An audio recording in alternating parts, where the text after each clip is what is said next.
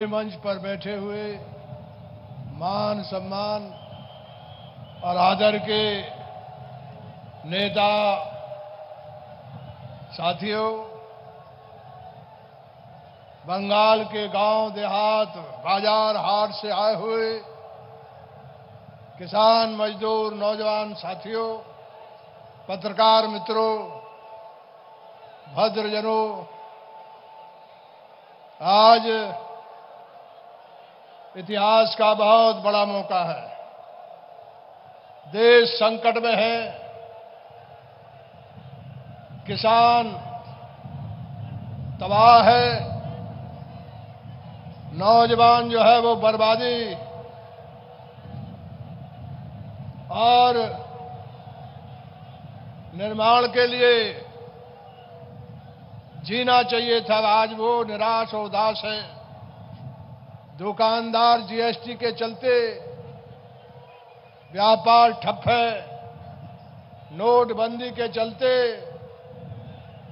देश की जो अर्थव्यवस्था है वो 10-12 बरस पहले चली गई है। लगभग 7 करोड़ लोग नोटबंदी और जीएसटी के चलते रोजगार में लगे हुए बाहर चले गए हैं। इन्होंने कहा था 2 करोड़ लोगों को रोजगार देंगे, रोजगार से लोगों को बाहर निकाल दिया है। तबाही और बर्बादी है। कल ही हिंदू में बोफोर्स की लूट, फौज का हथियार, फौज का जहाज यहां लाने का काम हुआ। हिंदू के बहुत बड़े पत्रकार हैं, उसने कल ही आज टेलीग्राफ में पूरा छपा है। मैदान पूरे भारत में ये जो सरकार है, ये भारत के लोग सीमा पर शहादत दे रहे हैं और डकैती डालने का काम बोफोर्स में हुआ है। डकैती हो गई है और किसान मजदूर तबाह है, नौजवान तबाह है। आज सारे नेता यहां हैं, एक ही काम है।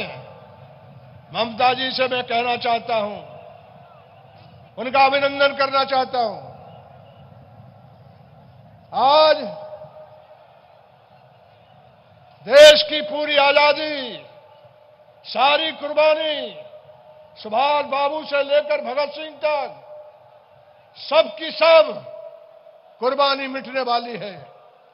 हर संस्था को बर्बाद कर रहे हैं, चाहे रिजर्व बैंक हो, सीबीआई हो, कोई संस्था नहीं है जिसे ये बर्बाद और तबाह न कर रहे हो। एक ही काम है, बंगाल के भाइयों, भारत की आजादी में जितनी कुर्बानी बंगाल ने दी है, देश के किसी हिस्से ने नहीं दी है।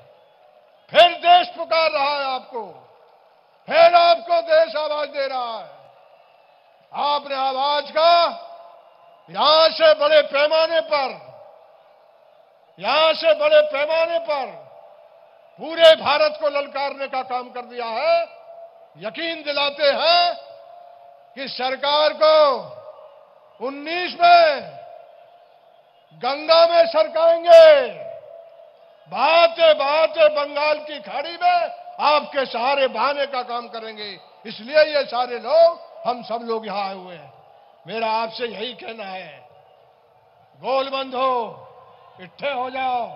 आप इकट्ठे हैं, पार्टियों का भी फर्ज है। देश की आजादी खतरे में है, देश की बोली खतरे में है, देश का उद्योग धंधा खतरे में है, देश का व्यापार खतरे में है, देश का किसान खतरे में है। कोई भी वॉक ऑफ लाइफ नहीं है, कोई सेक्शन भारत का नहीं है जो तंग और तबाह ना हो। इसलिए पार्टियों के लोगों को मैं कहना चाहता हूं, जैसे आप गोलबंद हुए हो, पार्टियां भी गोलबंद होंगे। और जनता को मैं अपील करना चाहता हूं, जो फूट के रास्ते पे जाए उनको हराने का काम करो, उनको मिटाने का काम करो। देश की आजादी बचाना है, इसलिए सबको एक होकर के इस सरकार को हटाना है, इस सरकार को हटाना है। यह घोषित इमरजेंसी है।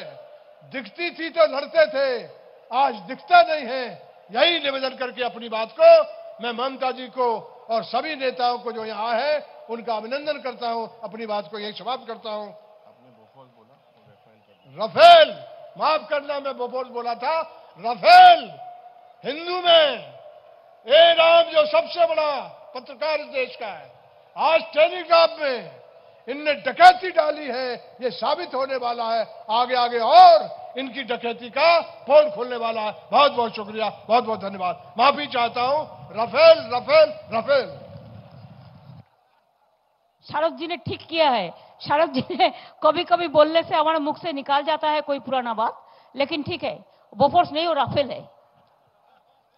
मैं अभी फारूक अब्दुल्ला जी, जो हमारा बहुत सीनियर लीडर है, कश्मीर से शुरू होता है हमारा हिंदुस्तान, कश्मीर से कन्याकुमारी का तक, हिमाचल से विंध्याचल तक।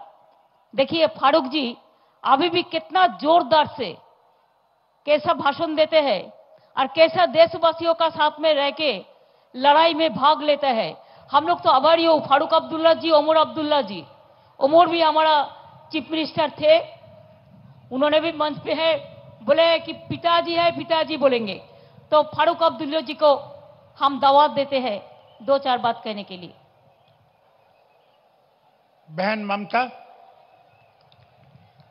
स्टेज पे सारे नेतागण और बंगाल के लोगों, मैं पहले तो आपसे ये कहूं कि मैं जम्मू कश्मीर के अवाम की तरफ से आप सबको सलाम भेजता हूं, बधाई भेजता हूं कि आप लोग सब इकट्ठे हैं भारत को मजबूत करने के लिए। भारत आज खतरे में है। आज जिस तरह बाकी नेताओं ने आपसे कहा, ये एक शख्स को निकालने की बात नहीं है, ये देश बचाने की बात है। देश बेच के लिए सारे लोगों ने, उसका क्या धर्म, उसकी क्या जबान, उन्होंने अपना बलिदान दिया, तब ये भारत आजाद हुआ।